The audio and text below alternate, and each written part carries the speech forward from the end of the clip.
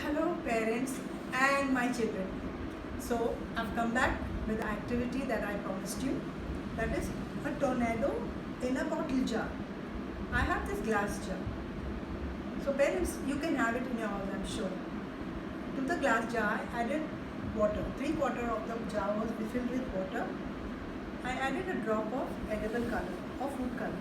But you can add even a paint or drop of poster paint, or if you don't have that, or a drop of robin blue that you add to whiten up the clothes, just to create a blue color.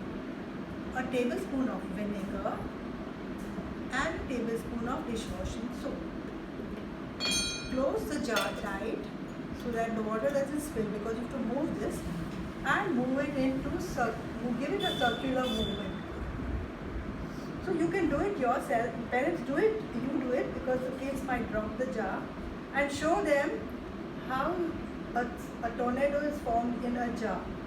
It's very interesting and it looks so good. They're going to have fun with this. See? So this is one activity to explain to them the movement of strong winds. The second activity is just ask them to cut pieces of paper. So don't let them measure out, just give them a tray, tell them to cut pieces and blow it.